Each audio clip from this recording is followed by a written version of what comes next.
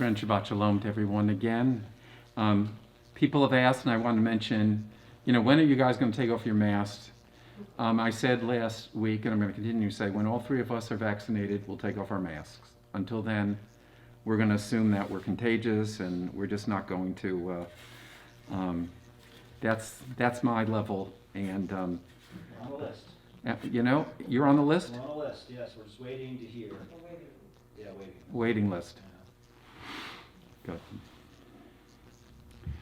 March is Women's History Month. It was created by Congress in 1981, and the necessity of this celebration is self-evident.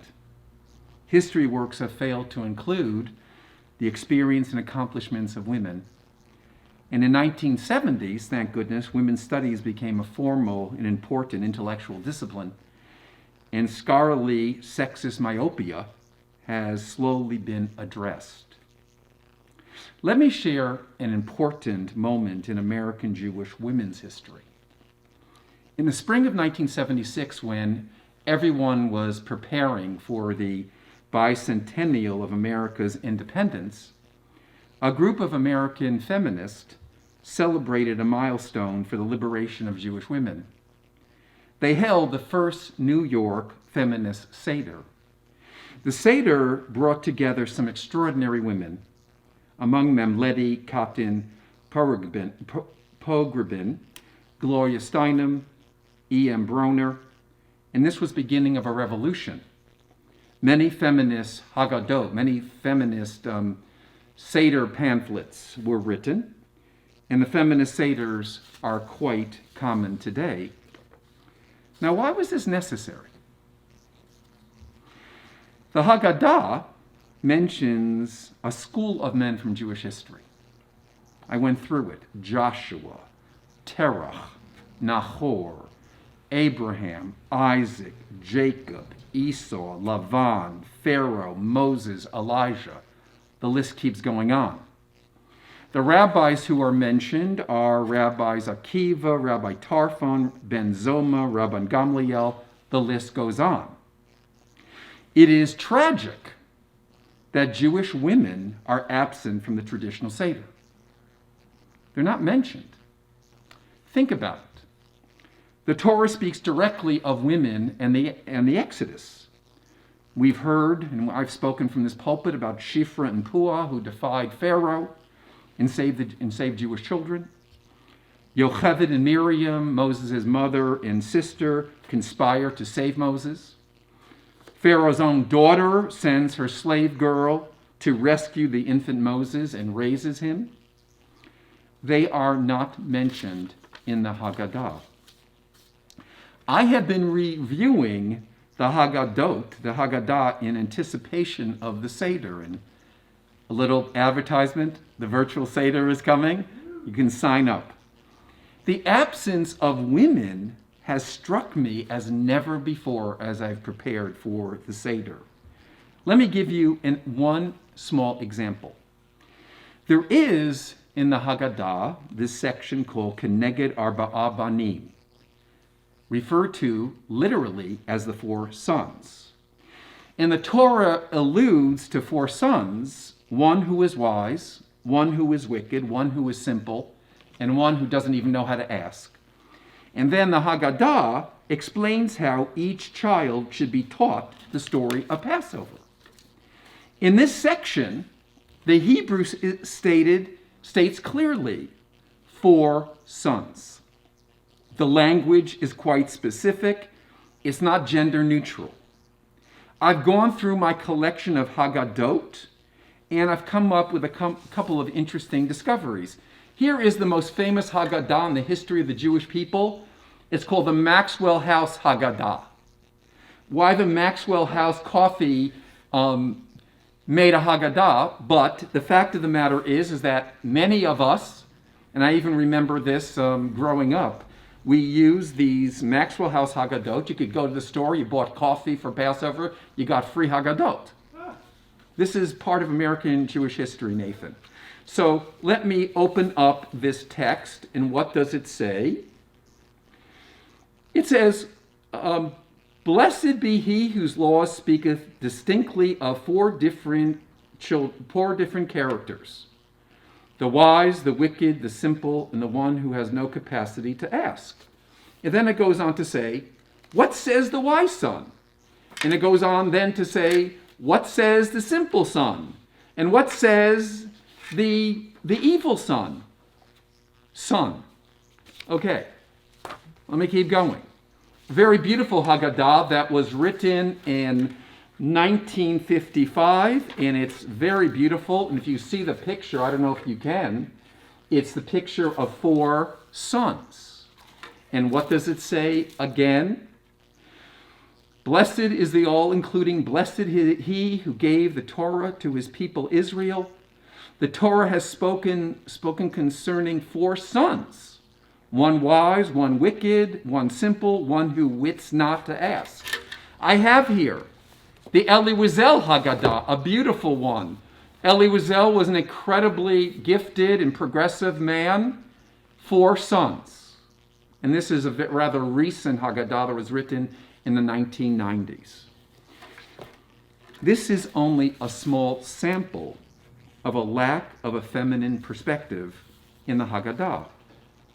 Now, this is not just a theoretical discussion or a way for me to kind of clear off my shelf and to look at all my Haggadot and brag how many I have.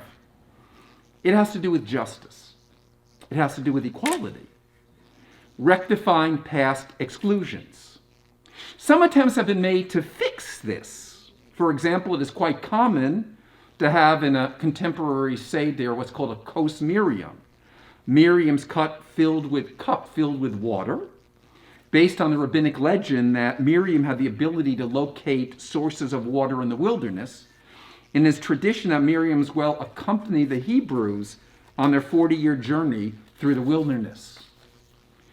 When my 6-year-old granddaughter, who lives in Israel and who knows much of the Haggadah already, experiences the Haggadah, what message does she receive? Is it the traditional four sons? And she should ask, don't women's questions count? Will the text written in her mother tongue send to her the message that Judaism doesn't affirm her entire experience as a human being? There's a lot at stake when you take this Haggadah very seriously.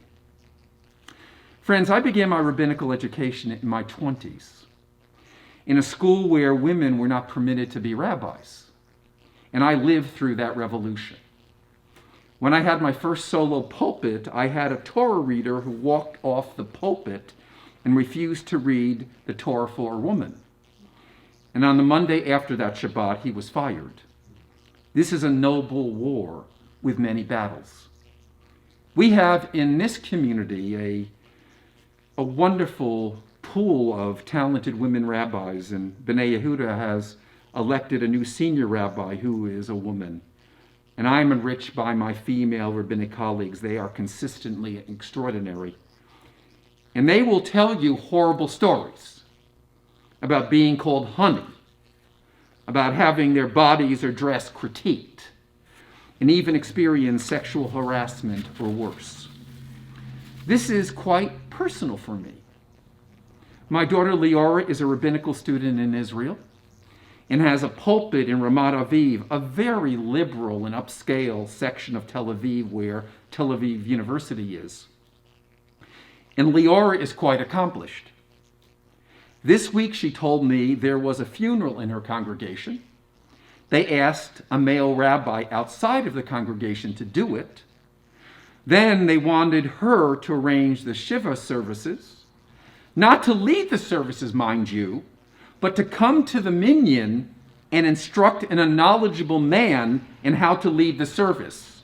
She wasn't good enough to lead the service. Her job was to guide this man to lead the service. She said, no thanks. This week, the same week, a secular Jewish family wanted a bar mitzvah at her synagogue. They asked, what man is going to train the child? She said, I am. She was asked, who's going to lead the service? She said, I am. They seemed taken aback. And she said, well, I guess that we are not the right place for you. and her very strident male and feminist president said, right on. This all reflects, unfortunately, a male chauvinism in Israeli society, which is quite toxic, and the reform movement in Israel is leading the struggle against this. That is why I constantly speak about the importance of Reform Judaism, not only in the United States, but in Israel. Sexism and chauvinism are toxic for society. Marginalization in Judaism for women remains. This is indeed a human rights issue. It's about prejudice, marginalization, power inequality. And as I, a white Jewish man of privilege, I am embarrassed that this battle still needs to be fought. And if we do not address this in the Jewish community, we have no credibility in addressing it in a larger society. Mothers have had to bear the COVID-19 crisis with greater pressure than many fathers have to juggle their careers with childcare. Yes, there is still inequality in parenting. Often women have a greater responsibility and role. Have you been following Andrew Cuomo, governor of New York? And there is great evidence that he is guilty of sexual harassment. And to those who accuse him, he slanders them. He was supposed to be an advocate for women. Or listen to the words of Tucker Carlson, the talking head of Fox News, and I quote, "While Chinese military becomes more masculine as it assembles the world's largest navy, our military, as Joe Biden says, needs to become more feminine. Whatever feminine means anymore, since men and women no longer exist." I have no idea what that means. The bottom line is, it's out of control and the Pentagon is going along with it. Again, this is a mockery of the US military and its core mission, which is winning wars. This man has never defended anything but his big mouth. These are not isolated events. They're part of a puzzle. The battle against sexism, inequality, harassment, and yes, sexual extremism is prevalent. And let us Jews, even in liberal Judaism, open our eyes. It lives even among our lives and among many of our congregations. Now, Passover is coming.